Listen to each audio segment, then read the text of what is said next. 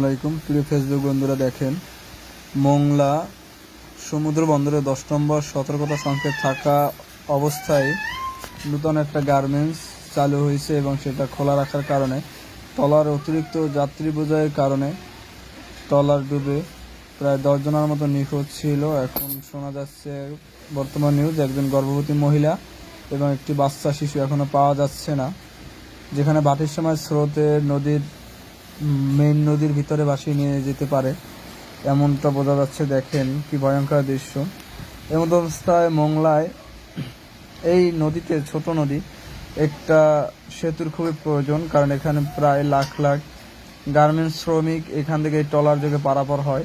আপনারা দেখতে পাচ্ছেন একটা ট্রলার যে কতটা যাত্রী তারা বোঝাই করে এবং অনিয়ম করে বোঝাই করে, এবং যাত্রীরাও তারা অসাবধানতা বশত তাড়াতাড়ি যাওয়ার জন্য অতিরিক্তভাবে বোঝাই হয় যাতে তাড়াতাড়ি গার্মেন্টসে পৌঁছানো যায়। দেখেন সামান্য অসতর্কতা এবং কিছুটা সময় বাঁচানোর জন্য আজকে কত বড় একটা দুর্ঘটনা ঘটলো। আল্লাহ পাক ভালো জানে আসলে ওই গর্ভবতী মহিলা এবং শিশুটার কি হয়েছে।